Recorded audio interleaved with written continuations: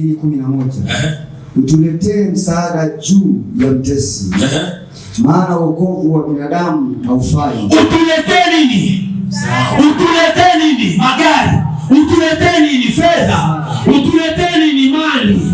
Akasema juu ya mtesi. Inawezekana leo unaishi, sijakwambia ukae.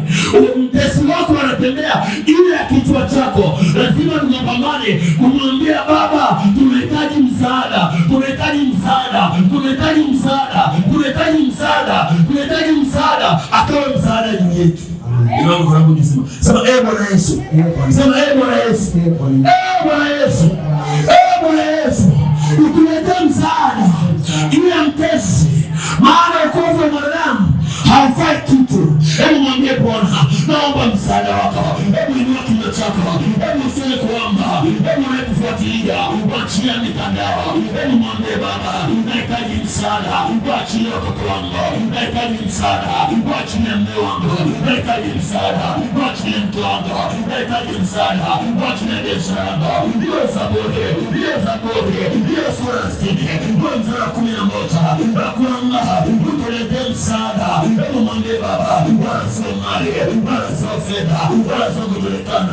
Bwana tusaidia, bali msaada wako. Baba, leo Bwana, yanaroniaje, unahitaji msaada, unahitaji msaada, utuletee msaada. Mayole mama, utuletee msaada.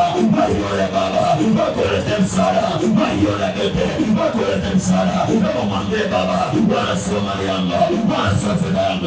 Eti wako hapo nyumbani, wako gari lako, wako nyumba yako, wako biashara yako. Hebu ita msaada, maana wokovu wa Bwana, wokovu wa mwanadamu haufai kitu. Baba, tunahitaji msaada. Baba, tunahitaji msaada. Nisaidie Baba, tunahitaji msaada. Watumishi wako wanahitaji msaada. Na mtume wako Baba, tunahitaji msaada. Tunahitaji msaada. Ukanyoshe mkono ili utusaidie. Ukanyoshe mkono ili ukatubebe. Ukanyoshe mkono ili ukatuinue. Ukanyoshe mkono ili kuponya. Tunahitaji msaada. Nakuomba Baba, nakuomba mama, nakuomba bibi, nakuomba kama utaomba tena. Hebu mwambie Baba, ukanyoshe mkono wako. Utuletee msaada. Utuletee msaada. Wachilie ndoa. Utuletee msaada. Wachilie biashara. Utuletee msaada. Wachilie wagonjwa. Utuletee msaada. Wachilie wale mtume. Wachilie wale nabii. Wachilie wale mgonjwa. Wachilie wachungaji. Wachilie Yesu. Wadame mwana kondoo. Tunaomba msaada. Wachilie wajawazito. Tunaomba msaada. Wachilie wafungwa. Tunaomba msaada. Wachilie kazi. Wakatende jinja. Wakatende ishara. Daudi aliomba Baba msaada. Nami kama mtume naomba unisaidie. Nitaweza bila wewe. Nisaidie. Nitaweza bila wewe. Naomba msaada. Naomba msaada. Naomba msaada. Maana Daudi akasema, maana wokovu wa mwanadamu haufai. Nasi tunajiungamanisha na hiyo neema. Ukatusaidie. Ukatusaidie. Ukatusaidie, ukatusaidie, ukatusaidie, ukatusaidie. Wakasema tena, msaada wa Bwana utatenda makoro. Baba tusaidie, utende makoro kwenye kazi zetu, utende makoro kwenye biashara zetu, utende makoro kwenye ndoa zetu, utende makoro kwenye uimbaji wetu, utende makoro kwenye uimbaji wetu, utende makoro kwenye utumishi wetu. Msaada wako utawakanyaga mateso yetu. Msaada wako utawakanyaga wanaotuonea, walokaa juu yako, wanchaya yako, unawaangusha, unawaangusha, walokaa juu yako, walokaa juu yako, walokaa juu yako, unawaangusha, waloiba nyota, waloiba biashara, waloiba kibali, waloapa, hautaendelea mbele, waloapa, hautafanikiwa, waloapa, hautajenga, waloapa, hautafanikiwa, waloapa, hautainuka. Msaada, Baba tunarudi. Msaada, msaada, inaomba msaada, inaomba msaada, inaomba msaada, inaomba unisaidie, inaomba unisaidie, inaomba unisaidie kwa ajili ya ujenzi, inaomba unisaidie. Mungu zangu sitaweza, wakili zangu kanisa litaweza, hatutaweza, hatutaweza, hatutaweza, hatutaweza. Kwa damu yako, kwa jina lako, kwa damu yako, kwa jina lako ninaomba msaada kwa ajili ya yule mama anayenitazama, kwa ajili ya yule baba anayenitazama, kwa ajili ya yule binti anayenitazama, kwa ajili ya wale wanafunzi wanaonitazama.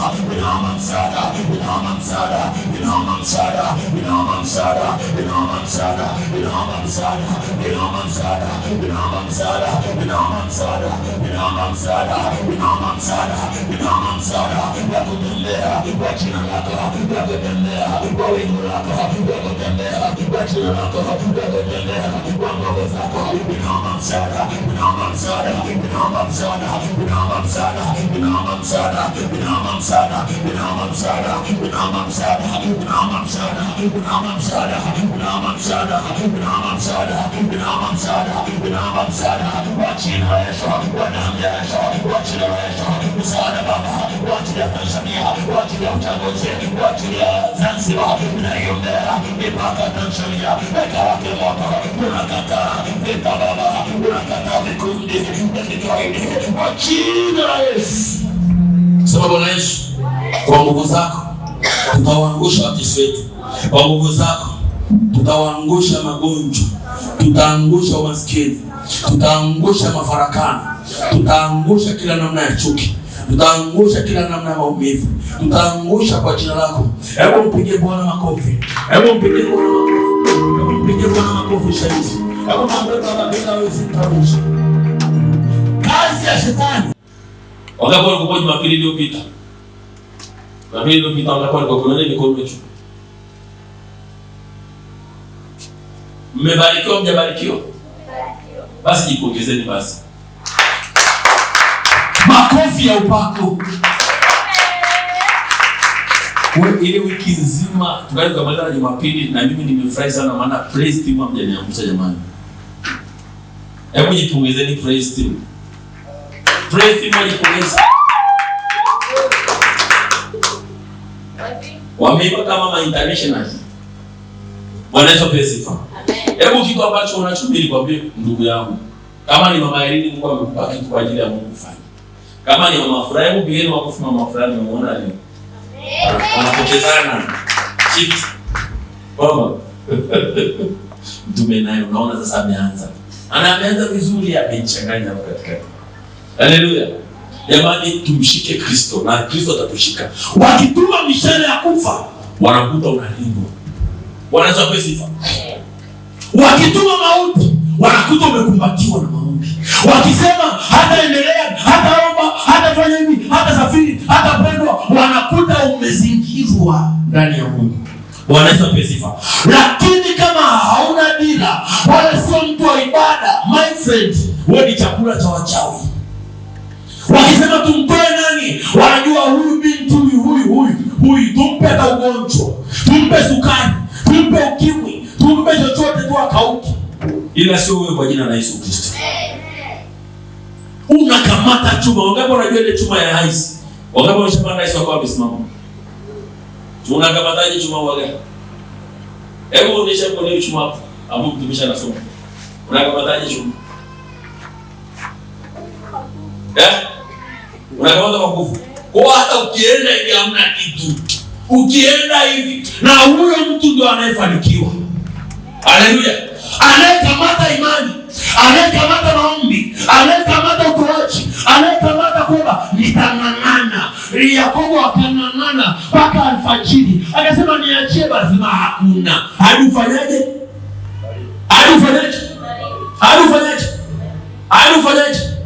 Asa Wakristo wengi leo ni watalii. Wangapi walishaenda porini? Mimi naenda mara kwa mara. Wakati tunapiga tu picha na wanyama tembo. Sasa unaona anatoka Songo. Piga Kasongo picha yako ni chini ya mti na watoto wake. Maana yule akaja atulia yake saa zote ni hivi. Kwa sababu yeye hana amani. Sababu saa zote ni anawindwa. Kwa hiyo saa zote yuko kwenye mazoezi. Urekodi ya mwanangu yuko Kasongo, urekodi. Anakimbia, anakimbia. Afanya hivi. Kuna watu wanaishi duniani hivi. Au digidigi unafahamu digidigi? Kile kinyama kidogo chini ya swala. Unafahamu? Kila mwili mdogo. Asa yule ndo atuli. Au kwa yule digidigi. Mweki ndege. Ndege anakaa.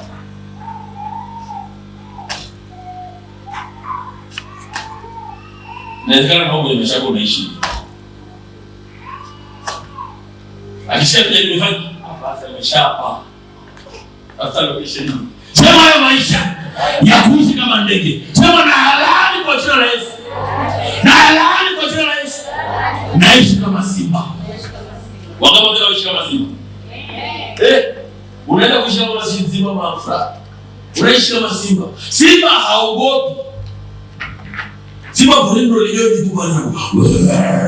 Haijalishi mnyama gani, awe tembo, awe twiga. Kwanza unatakiwa uwe jasiri, maana anasema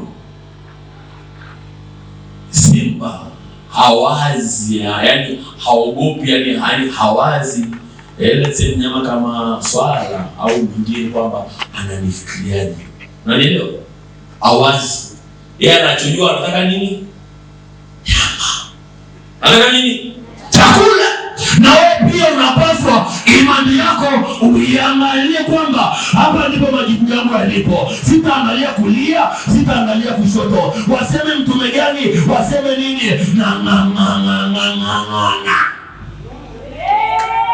Unafanyaje?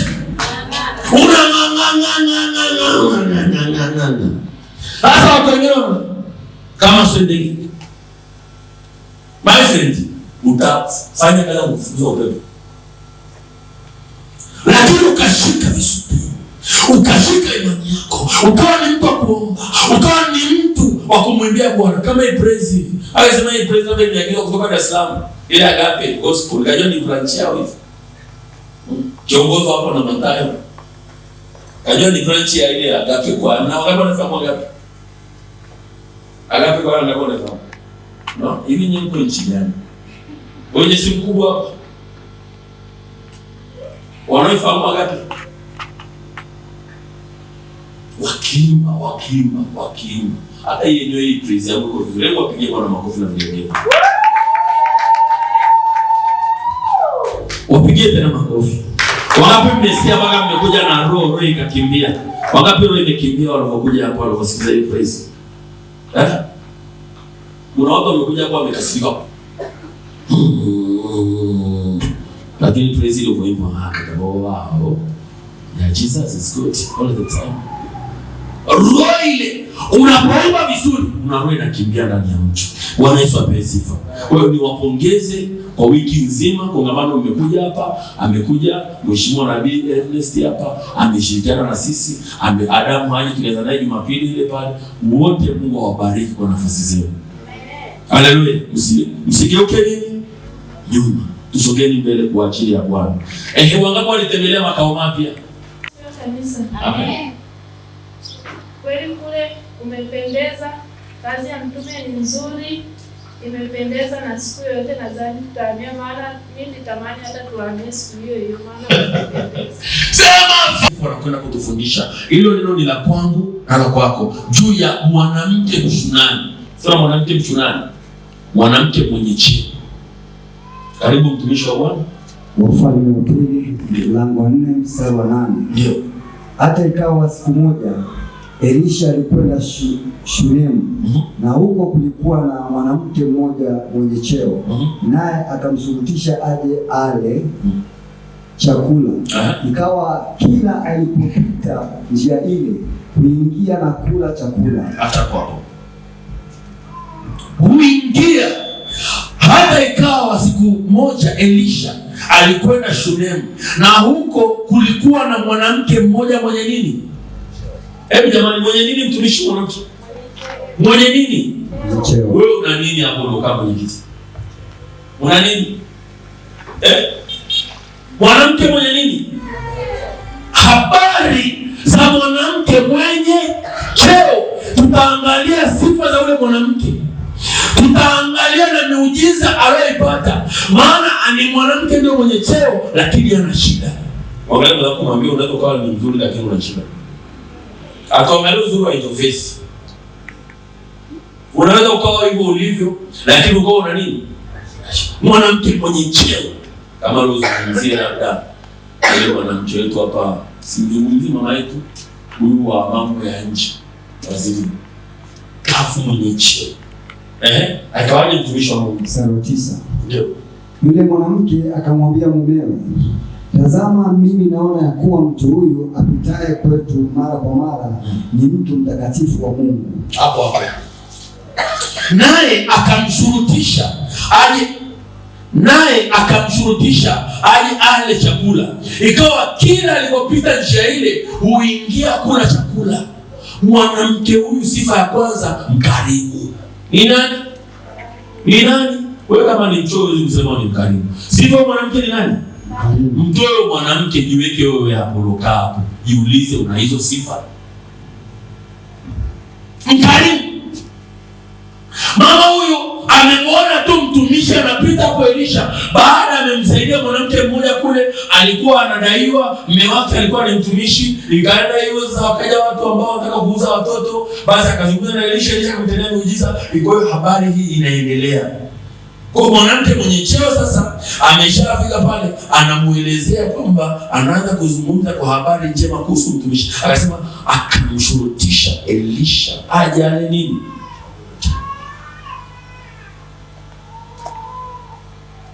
Ikawa kila alipopita njia ile huingia kula nini? Chakula.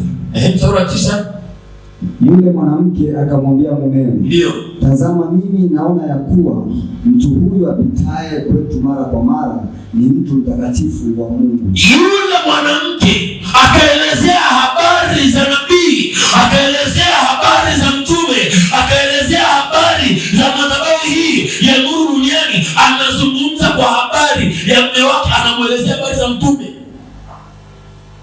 Haleluya. Wewe hapo vitu vizuri tunasemaga kizuri kula. Huyu mama anamueleza mume wake habari za nabii. Je, wewe habari njema za madhabahu umeshamueleza nani? Mwangalie wako sio, nimwambie umemleta nani kanisani. Mwangalie sio nani bwana. Mwambie umemleta nani kanisani. Mwambie wewe fulani wewe. Umelelepa hivyo, umemleta nani kanisani? Mwambie nani umemleta. Twende kwa nani? Leo kuna sherehe fulani kule. Anaolewa. Anafanyaje? Mwenye cheo anamwambia mume wake hapa. Yule mwanamke akamwambia mumewe, tazama mimi naona ya kuwa mtu huyu apitaye kwetu mara kwa mara ni mtakatifu wa nani? Wa Mungu. Anaeleza habari za Kristo, anamuelezea habari za huyu mtumishi wa Mungu yukoje. Habari zako njema zinaleta kanisani au zinatoa tu kanisani. Are you understand? Habari zako njema zinaweza zikamuinua mtu au zikamwangamiza. Je, connection unazozipata wewe ni zipi? Connection za ubuyu. Nina ubuyu wa moto. Kuna ubuyu wa moto, wameachana tena. Kwa kumbe wewe yani una habari ambazo hazijengi. Lakini mwanamke huyu anamwambia mume wake, mimi naona ya kuwa mtu huyu ni mtu mtakatifu wa Mungu. Muulize mwenzako, connection zako zikoje? Ni hai au ni mfu? Mwambie una sifa za huyu mwanamke mwenye cheo. Sifa ya kwanza mwanamke mwenye cheo ni mkarimu. Ni nani? Wanawake wangapi wakarimu wako hapa mikono juu? Au ndo wale nisikia odi badilisha maji na kimaji ya kuoga. Sio maji ya ugali tena. Ni maji ya nini? Maji ya kuoga. Kwa sababu ya ile roho ya utoyo ndani ya mtu, na mtu mtoyo hafanikiwi. Bwana Yesu apewe sifa. Kuwa na roho ya Kristo, alipomwona yule mwanamke aliyefiwa na mtoto wa pekee, kuna biashara za pekee, kuna kazi za pekee, akaja akamfufua, akamwonea huruma. Hata Mkristo wa kweli lazima una roho ya nini? Ya huruma. Sio watu nje ya pointi. Kwa huyu mwanamke alikuwa na roho ya ukarimu. Na sio tu mwanamke tunamzungumzia hapa, hata wewe baba, hata wewe kijana, roho yako ikoje? Mwenzako ameugua, umemtembelea, umempigia hata simu, hello my dear friend, how is it? How do you continue now? How about your body? How about your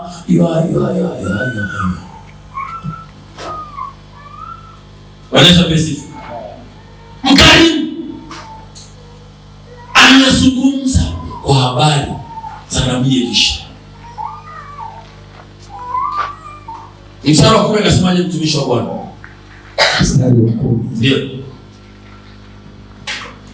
Na kuomba tumfanyie chumba kidogo ukutani, na ndani yake tumwekee kitanda na meza na kiti na kinara cha taa, na itakuwa atujiapo ataingia humu. Nani anasema hivyo?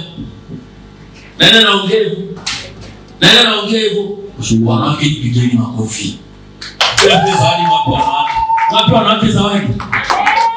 Ni wape zawadi zawadi. Tupe. Anazungumza, hebu akuishete. Na kuomba tumfanyie chumba kidogo ukutani. Ndio. Na ndani yake tumwekee kitanda na meza na kiti na kinara cha taa, na itakuwa atujiapo ataingia huko. Mama huyo anasema, anamwambia baba, na kuomba. Hebu mtume kusoma mstari. Mstari wa 10 usome. Mama sasa anamwambia kuomba tumfanyie chumba kidogo ukutani. Na ndani yake tumwekee kitanda na meza na kiti na kinara cha taa, na itakuwa atujiapo ataingia humo. Pigie Bwana makofi. Ya kumjenga mtumishi wa Mungu, kwa habari ya kujenga Elisha, kwa habari ya ujenzi wa kanisa. Wewe hapo unawaza nini kwa ajili ya madhabahu? Wewe uliokaa hapo unawaza nini kwa ajili ya madhabahu? Kichwa kinakuuma kwamba nitafanyaje tujenge pale? Nitapataje baraka zangu? Nitafanyaje? Wewe hapo. Akamwambia na kuomba na tumfanyie chumba kidogo, tuweke taa, tufanye. Hata mimi kuna saa naambiwa na ule mama, tufanye hivi, tufanye kuna saa mtu anakurudisha. Hata wewe unapaswa kumrudisha mwenzako. Unapaswa kumwambia tunafanya nini madhabahu. Hivi mtume wetu mzuri hivi, tunamfanyia nini? Basi kama hii, mimi sina wachana. Hamna mtu yote aliyewaza kusutu. Uongo kweli? Uongo kweli? Mimi na wachana. Uongo kweli?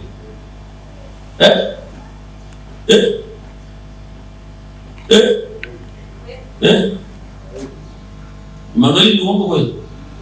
Mtume na siku hizi ameshabadilika. Stanley ni kweli uongo. Mathayo ni kweli uongo. Lakini huyu anapaswa kwamba tunafanyaje? Na ili Mungu na aamuru watu kwamba tumfanyieje. Mimi nitakaa mlimani niwaze huyu mama apone, niwaze pale apone nitao. Yaani kisha nitawaza kwamba huyu mtu, wewe pia kawaza kwa habari ya mtu wa Mungu. Mchukue Alex mwambie, hivi tufanye nini kwa ajili ya mtume? Kweli mtumishi hapa mimi sina kitu. Sasa pale tupambane hata mifuko 5 asimejaza.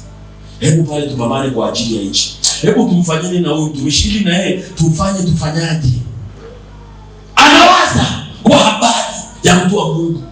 Kwa habari na kanisa la leo inakufa kwa sababu watu hawawazi kwa habari ya watumishi. Wanawaza kwa habari ya mambo yao. Ukigusa mambo ya hela, vikao. Watumishi wa siku hizi, watumishi wa siku hizi, watumishi wa siku hizi. Nje, yeye ni mashahidi. Unaona hizo leo kombozi. Ndio imekaa hapo mtupa mchana. So asimi watu wangu, lakini nawafungua tu. Na watu wangu pia wengine wako kama msijasikiliza kote. Hebu jipigieni makofi na vigelegele. Nipongeze kwa jina la Yesu Kristo. Lakini nawapa uchungu, nawapa hasira ili usikubali nyumba yako ijengwe na mtu mwingine. Uongo kweli? Wewe utakubali nyumba yako ijengwe na mtu mwingine? Hawezi kubali. Baba mmoja auta mwanamke alikuwa haelewani. Amekuta ameweka madirisha, ameweka na milango. Akamwambia hii nani ameweka? Usiniulize. Ule mwanaume alichukua nyundo, akaenda kagonga vioo vyote. Ikashuka zote. Nataka mtu aliofanyaje? Aliojenga. Kwa sababu mbejenga haujaniambia. Sasa mwanaume akubali kwamba nani anajenga hapa. Kwa hiyo mimi nakupa hasira. Kwamba nitapambana juu chini, nitafanyaje ili kusudi. Waza pia kwa ajili ya mama yako, waza pia kwa ajili ya baba yako. Sio mtume hivi, baba yako nyumbani na mama yako pia kule nyumbani. Je, unawatendea mema? Muulize mwenzako, lini umemtendea baba yako mema? So huyu tunayemuona hapa, baba yako aliyokuzaa wewe.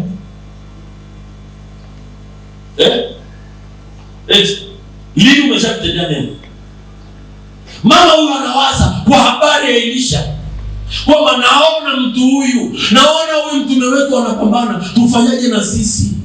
Tufanyaje? Kichwa kinauma, tufanyaje? Unalala upate usingizi, unageuka upande huu, unageuka upande huu kwamba hapana, mimi nifanyaje? Naona mama huyu anamshawishi mume wake, naona mtu huyu hata utamuondoa mume, nimweke rafiki yako, tufanyaje kwa ajili ya madhabahu? Tunahama ndio tunajenga, tunafanya nini? Kichwa kinauma. So kutoroka, maana wakati ujenzi watu wengine wanachimba, ni laana. Uweze cha nyumba yako kakimbia. Bwana Yesu apewe sifa. Gandamana, pambana, pigana, ya uhodari, piga kazi, mwambie Bwana, lazima na mimi nijenge nyumba ya Bwana. Pigia Bwana makofi na pigia kelele. Lazima makofi ni mazito. Pigia Bwana makofi zaidi. Tuna mezidi. Ona jaje na kitabu cha Mungu la Torati 28 kwamba utabarikiwa mjini, utabarikiwa shambani, utabarikiwa sokoni, utabarikiwa nini? Lazima tufundishe. Haleluya. Pigia Bwana makofi. Usichukie, ndio namna. Mama yako mwanze tafuta kitenge mpe. Baba yako tafuta shati mpe. Akuambie ubarikiwe. Usiwe tu kuna chakula peke yako, kuna watu wanataka kunania. Pia baba yako naye aone hata kuna shati umempa, unaishi umempa. Besti yako mnaelewana mko hapa. Hebu ona tamam, hebu kunywa soda hapa. Sali, mpigie soda mtumishi wa Mungu wako. Asante sana mtumishi. Mtumishi, Mungu akubariki sana bana. Ile ubarikiwe inatokea wapi? Ndani ya uji. Ndani ya moyo. Ubarikiwe mtumishi. Soda ya shilingi ni ngapi? 500. Tusio wachoyo. Tusio kwamba hamna. Baraka ni tajiri. Hata mimi nilikuwa kama wewe. Minus, sifuri, sina kitu. Usikubali. Tendaneni mema papa nani. Chukua simu mpigie mwenzako, vipi unaendeleaje? Akamshurutisha. Akaendelea mtumishi wa Mungu. Mstari wa 11. Ndio. Ikawa siku moja akafika huko, akaingia katika chumba kile akalala. Akamwambia Gehazi mtumishi wake, muite yule Mshunami. Naye alipokwisha kuitwa akasimama mbele yake. Akamwambia, sema naye sasa. Tazama wewe umetutunza sasa. Tazama wewe umetutunza sana. Tazama wewe umetutunza sana. Tusomeni yote jamani, hata kama umenichukia. 1 2 3. Tazama wewe. Mstari wa 13. Akamwambia, sema naye sasa. Tazama wewe umetutunza sana. Namna hii. Ndio. Utendewe nini basi? Je, uombewe neno kwa mfalme au kwa amiri jeshi? Yule mwanamke akamjibu, mimi ninakaa katika watu wangu mwenyewe. Mimi ninakaa katika watu wangu mwenyewe. Mwanamke mwenye cheo, je, ni kweli alikuwa peke yake kwenye boma nzima? Lakini alikuwa hana damu yake, alikuwa hana mtoto, akawa anaishi kama yatima. That is why akamwambia nabii, mimi hapa ninakaa katika jamaa yangu peke yangu. Ninakaa peke yangu. Mama huyo ana cheo, lakini amejaa matendo mema. Matendo mema yanakupa miujiza yako. Matendo mema yanakupa baraka zako. Kuna kitu leo naweza usiniambie, nikikutendea mema kuna kitu utaongea. Haleluya. Hata ndio nimchukue mfano Felisa au nimchukue yote hata kama ni stani. Kuna mtu ananiambia mtume nakushauri kuna kitu kimoja. Mtume kuna kitu maana umemgusa. Uongo kweli? Anakuambia kwamba mimi naongea ukweli. Mtume kuna 1 2 3 kwa sababu moyo wake umefurahi. Bwana Yesu apewe sifa. Kama ni kwa mtumishi, je, kwa Mungu tunamtendea? Haleluya. Mwongee mzako, mwambie wewe ni mwanamke Mshunami au ni nani? Mwambie wewe ni mfano sana gani mwanaume kama ni vita. Unalita ni mwanamke, ndani mwanamke kwa na hasira. 13. Akamwambia, sema naye sasa. Tazama wewe umetutunza sana, namna hii utendewe nini basi? Umetutunza sana. Nabii anamuambia mwanamke kwamba umetutunza sana namna hii, je, utendewe nini basi? Ina maana kumbe unapotendea madhabahu Yaani hauna haja, yaani ukiitendea madhabahu kazi ya Mungu. Ndio maana jamaa alivyotoa sadaka zake nyingi. Nani anatoa? Suleiman. Mungu akampokea kwenye ndoto. Akamwambia sema utakalo. Akamwambiaje? Sio ameomba. Sema utakalo. Sema utakalo baada ya zile sadaka. Na huyu mwanamke hapa leo hii napozungumza na wewe, baada ya kuwa amemtendea mema Elisha na Gehazi, nabii anamuuliza utendewe nini? Hebu mwambie mwenzako umefikia level hiyo. Utendewe nini? Ina maana sadaka zimefukua moyo wa mtumishi wa Mungu. Utendewe nini?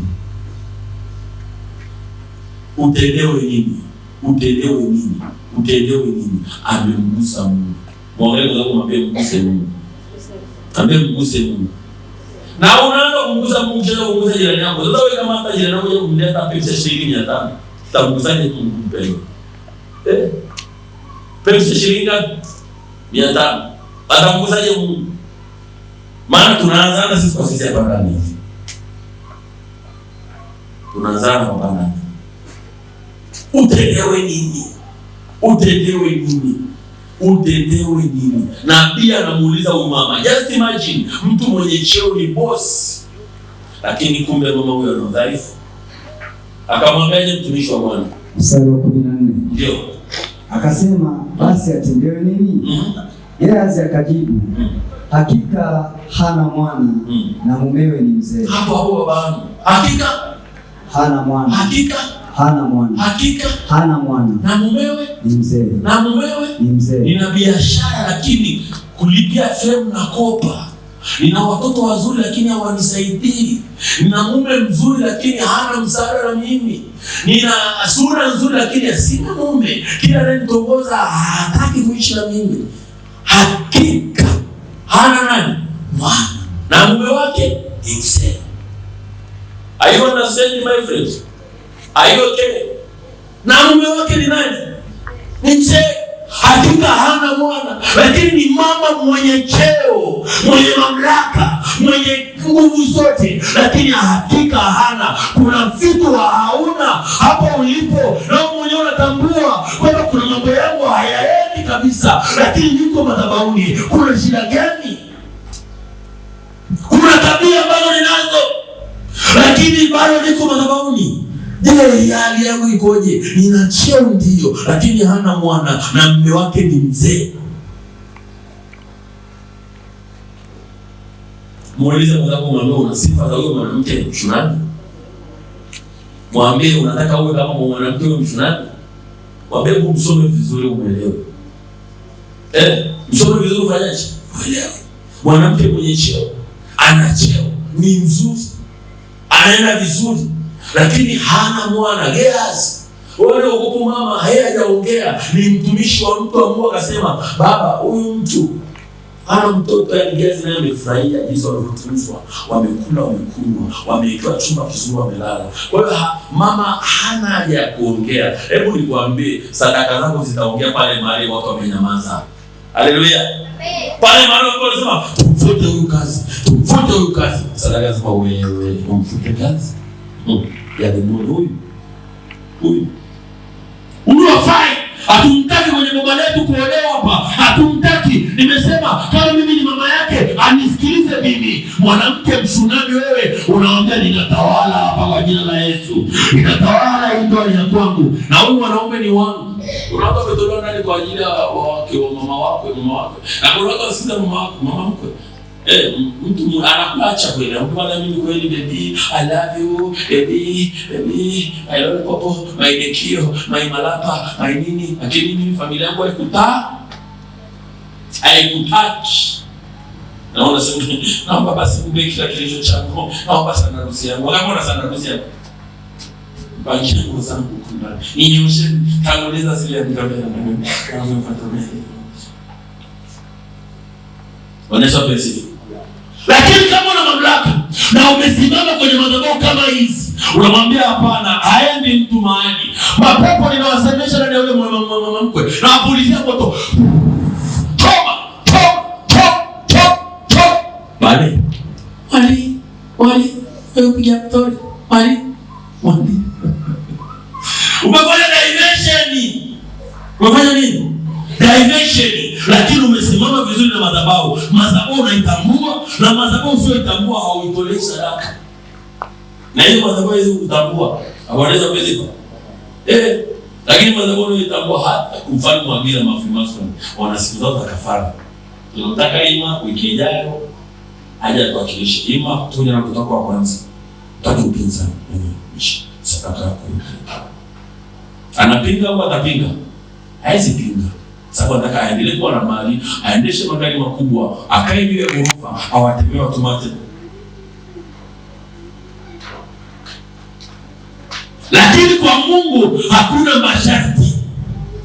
Kwa Mungu ni kusimama wewe na madhabahu. Na Mungu anasimama na kazi zako, kwa sababu watakapojaribu kukutupia mishale ya aina yoyote, wako watu wanafuka kwenye ofisi kwa njia ya maneno tu. Tumishi, mimi sina shida yoyote. Bosi wangu tunalala naye. Nimeshangaa tu. Nimekuta barua ofisini pale. Sasa barua pale ofisini mezani. Nimekuwa na sekretari bwana, hauhitajiki hapa. Nimeambiwa tu hivi. Hauza tu vikao vimekaa. Huyo hafai, yeye hafai. Hautafaa wewe kwa jina la Yesu Kristo. Amen. Sema lazima nifae. Sema lazima nifae. Sema lazima nifae.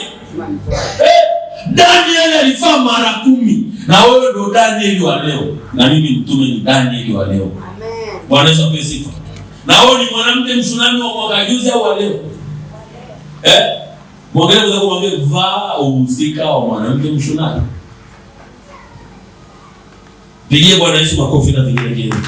Hayo makofi ya mtume, makofi ya michoka hayo. Pigie Bwana makofi zaidi.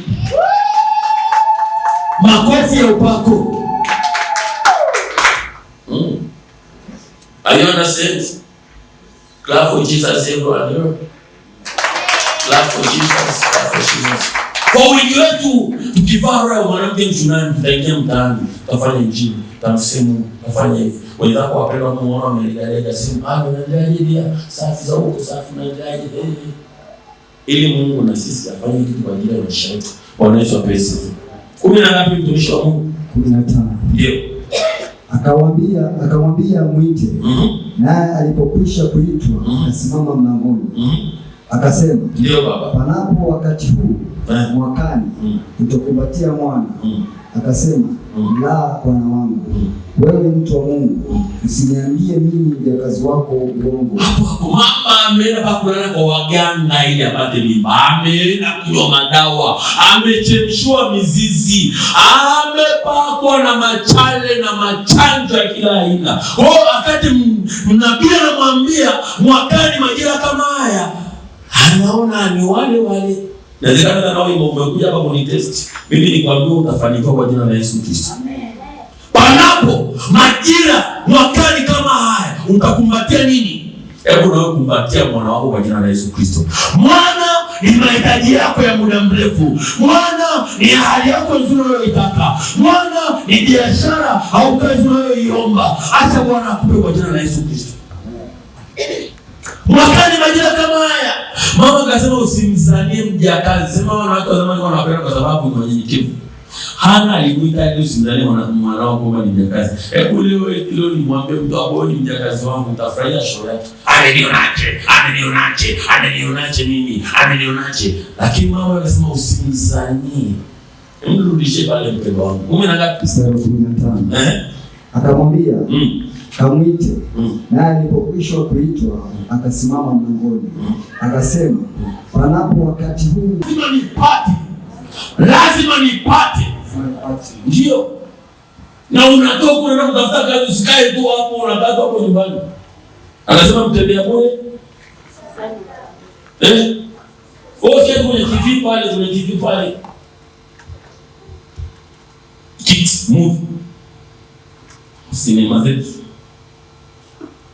Kuba. Kuna ile hapo ishaki kwanza nikiwa mdogo sijui sidingo zeniti. Ameshabadilishwa tayari huyu nani wale mastering, kuna wale hapo ni wao waga wakogo maisha yao yote. Kumbe mume wake ndio huyu atamgusu. Kuna mtu unakaa hivi anajua Mungu kila kitu. Yaani nakwambia akitoka hapa atamsogelea Mungu, atamsogelea, atampa mkono, atampa mkono. Yaani kwa ingine nikakwenda na wahadisia. Sasa mtashangaa kuna mtu ataingiza hivi vitu. Siliwaambia mdada huyo.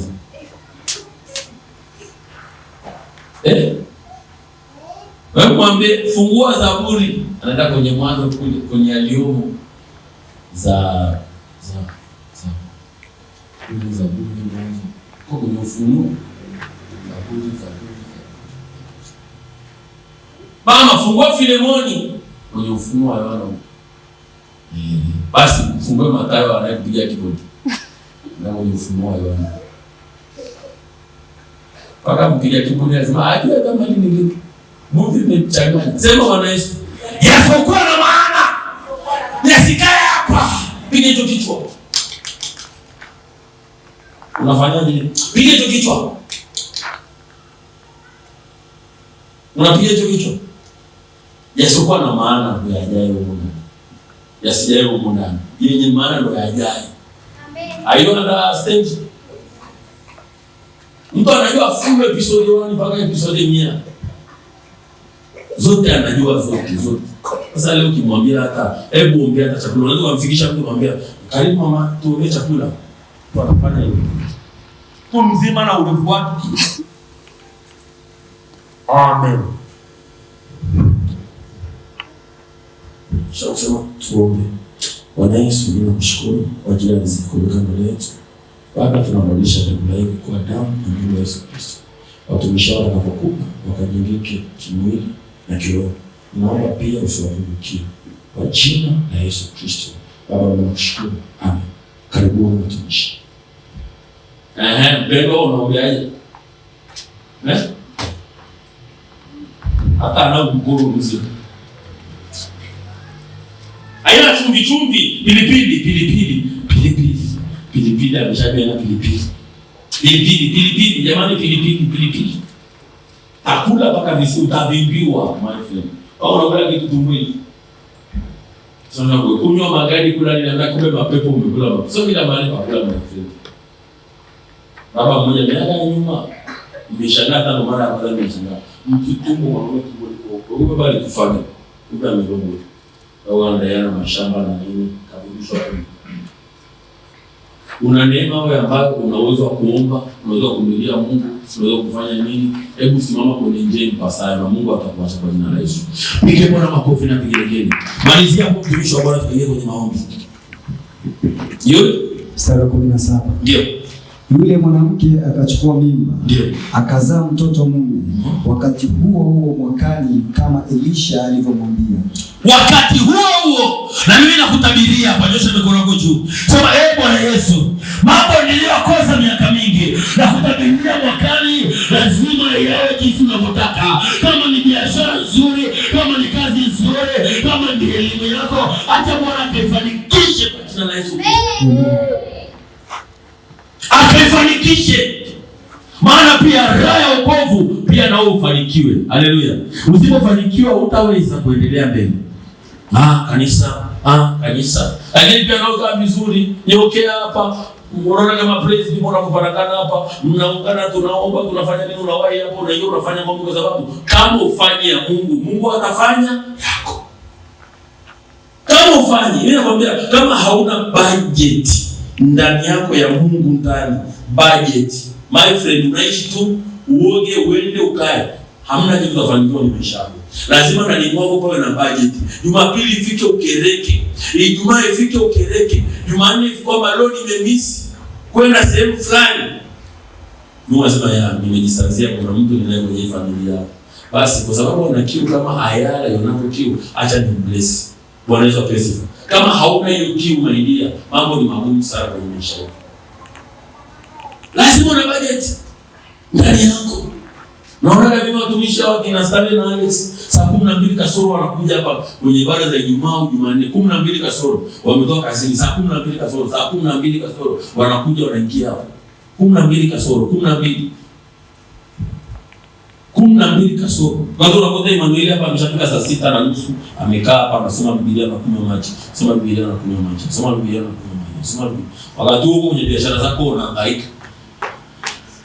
Na itabidi Manueli na watumishi siku za ibada tufunge zile biashara zisiuzike kule. Sawa, tumeshapitisha. Juma ngapi? Ukiwa sana. Ukiwa sana. Jamani, tupitishe tusipitishe? Wanasema tupitishe? Amen. Hawana biashara ni maana. Wanaosema ndio. Wanaosema ndio. Kuna mmoja amenikataza tu na stoi sadaka. Mchezea mimi stoi tena kabisa. Bwana ni mambo kuna watu kule wanaparangana kule wanatembea. Hapo kimpigia simu jioni, mtumishi naomba, yaani mtumishi samahani sana. Kuna watu walikuwa wanafuatilia mtumishi na biashara zangu. Hiyo biashara bila ibada ya simu hivi. Ibada lazima atufungi, lakini sio kama wewe kama unaleo usipate, sio lazima mtume alisema ile siku hatujapitisha bana. Lakini tuhudhurie nini? Ibada. Jumanne na Jumanne, Ijumaa na Jumapili.